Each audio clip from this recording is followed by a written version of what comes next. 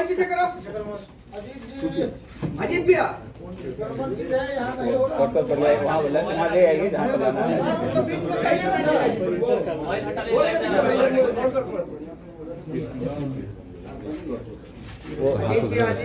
हम लोग के तो ठीक है ना। अरे वो दूसरा आ गया है, दूसरा पेज आ गया, पेज पेज आ गया। ठीक थे आप, ठीक थे।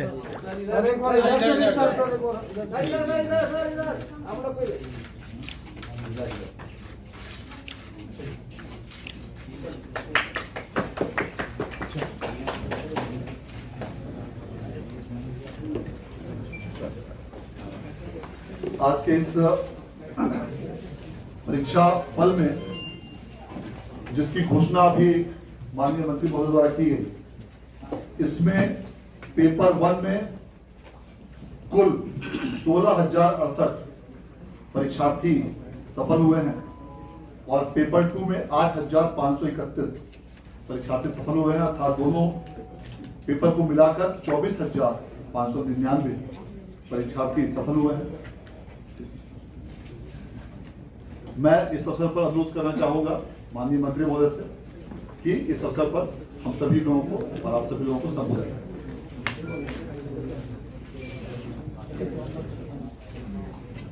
हमारे शिक्षा विभाग के अपर मुख्य सचिव संजय जी,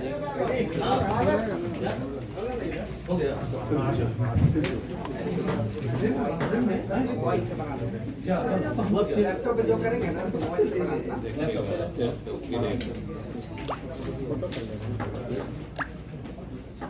अरे इसको पास में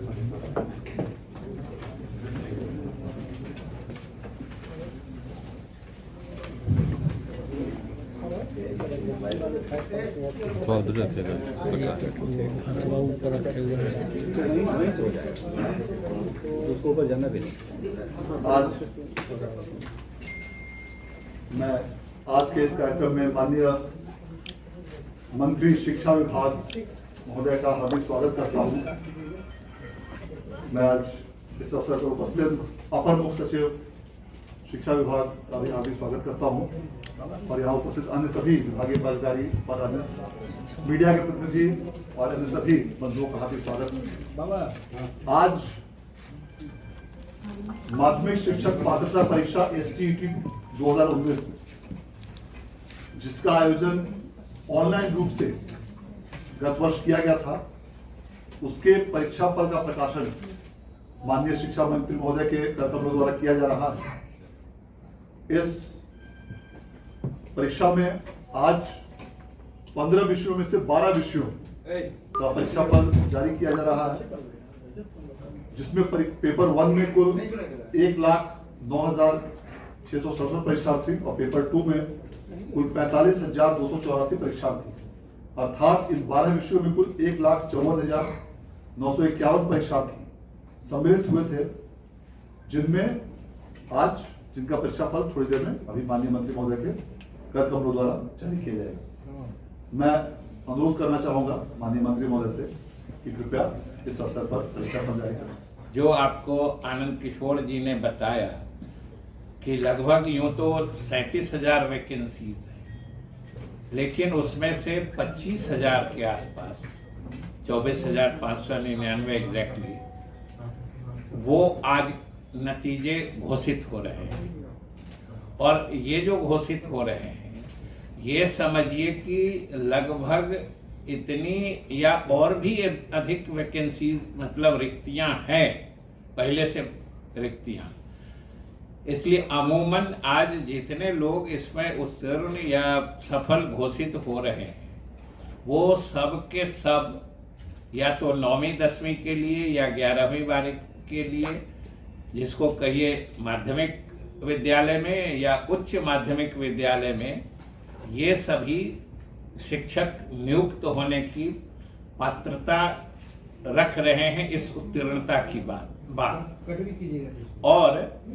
आप सब जानते हैं कि ये 7वें चरण की नियुक्ति होगी, 7वें चरण की, जिसके ये सब इंटाइटल्ड मतलब हकदार हो गए हैं उसमें शामिल होने के। और इसमें इतनी नियुक्ति हो रही। अभी आप लोगों भी ने देखा होगा, हमारे प्रदेश के कुछ छात्र मतलब परेशान हो रहे हैं कि छठे चरण की नियुक्ति भी हम लोग अभी नहीं कर पा रहे हैं। उसके पीछे भी आप सबने देखा होगा, सुना होगा कि हम लोग विधानसभा के फ्लोर पर, विधान परिषद में भी लगभग प्रतिदिन इसके बारे में जानकारी देते रहते हैं कि वो मामला न्यायालय में लंबित है। और उसमें भी हम आपको भी बताना चाहते हैं और आपके माध्यम से पूरे प्रदेश की जनता को भी, और जो अभ्यर्थी हैं बिहार विद्यालय परीक्षा बोर्ड के सर्वे सर्वा हमारे आनंद किशोर जी, निदेशक प्राथमिक शिक्षा रंजीत जी, और यहाँ उपस्थित सभी सम्मानित मीडिया के साथियों, आज का जो मुख्य मकसद है और जो कार्यक्रम है उसकी रूपरेखा या उसके मूल बिंदु को हमारे आनंद किशोर जी ने आपको बताया है।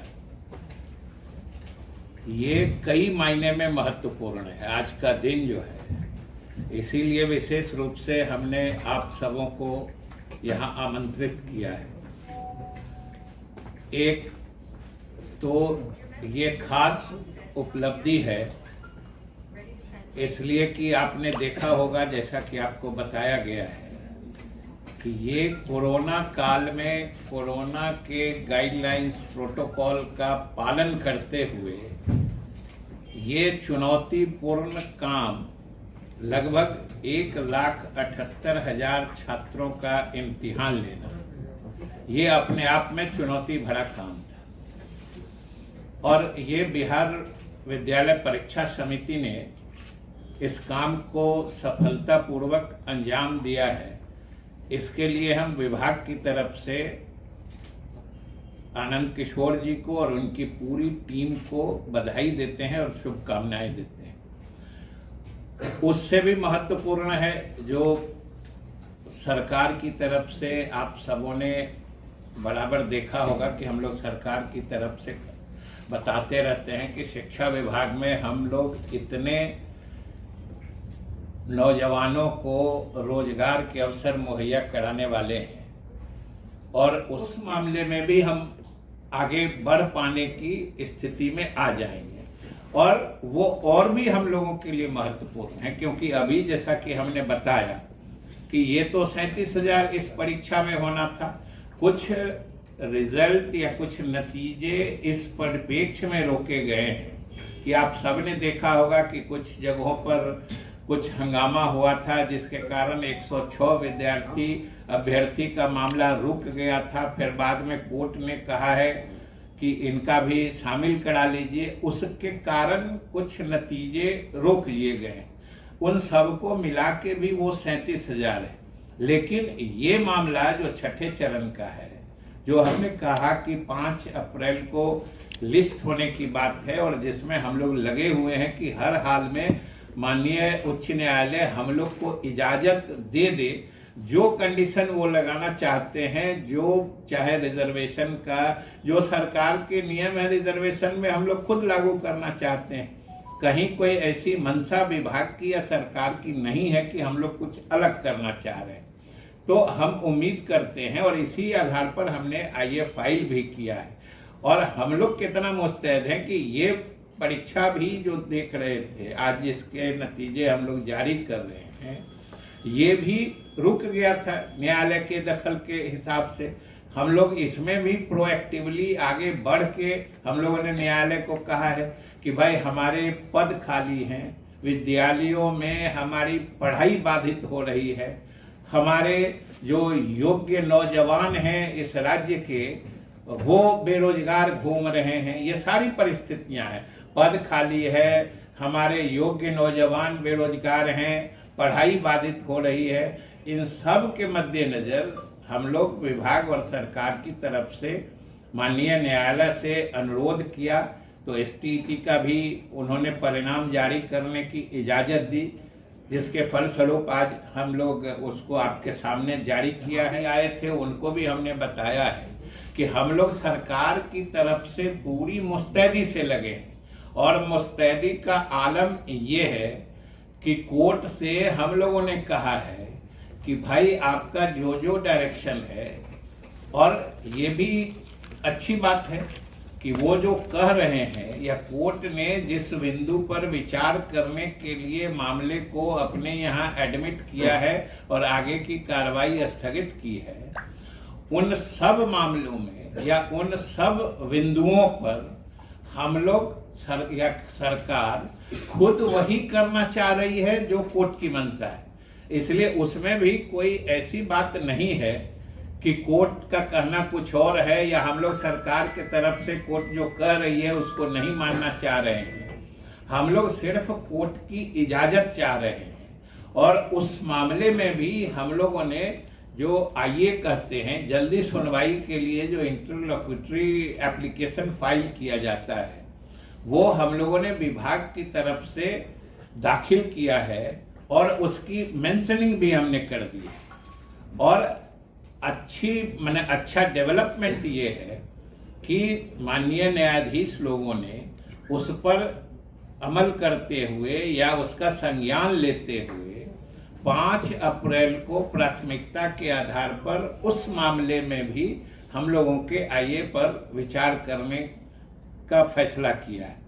और हम उम्मीद करते हैं कि अगर सभी कुछ अनुकूल रहा या कोई ऐसा अनफोर्सीन रीजन नहीं आया तो 5 तारीख को जो माननीय न्यायालय में इस बात पर विचार होगा। इतने लोगों को जो स्कूल में है उसका भी ब्रेकअप है, 16,000 कुछ है पेपर 1 यानी कुछ 9th-10th में, और बाकी 8,000 कुछ है पेपर 2 यानी 11th-12th के लिए। इतने शिक्षकों की नियुक्ति लगभग पक्की एक तरह से समझी जाएगी। और इससे भी अधिक, जैसा कि हमने कहा, अब हम लोगों का अगला लक्ष्य, अगला निशाना है जो 5 अप्रैल को जो उसी परीक्षा से संबंधित कुछ लोग बाहर में भी हमारे अभ्यर्थी लोग आए हुए थे, उनको भी हम लोगों ने बताया है कि हम लोग तो भाई आगे बढ़ के चाह रहे हैं। और उस जो अभी 5 तारीख को लिस्ट होने वाला है उसमें भी हम लोगों ने यही प्ली लिया है कि भाई हमारे इतनी रिक्तियां हैं, उसमें तो और लगभग 1.25 लाख की बात, 90,000 है, 30,000 है कि इतनी रिक्तियां हैं, इतने हमारे नौजवान बेरोजगार हैं, और रिक्तियों पर नियुक्तियां नहीं कर पाने के कारण हमारे विद्यालयों में पढ़ाई बाधित हो रही है, हमारे बच्चे अध्ययन अध्यापन से महरूम रह जा रहे हैं। इसलिए हम लोगों ने निवेदन किया है और हम पूरी उम्मीद रखते हैं, हम पूरे आशावान हैं कि उस दिन भी, क्योंकि हम लोगों का वैलिड ग्राउंड है और कोई ऐसी हमारी अदरवाइज मंशा भी नहीं है, इसलिए हम समझते हैं कि उसमें भी हम सफल होंगे। और अप्रैल में जो उम्मीद है कि उसमें भी क्लियरेंस माननीय न्यायालय हमें इजाज़त देगी, और इजाज़त देगी तो फिर हम उसके लिए भी, जैसे आज आप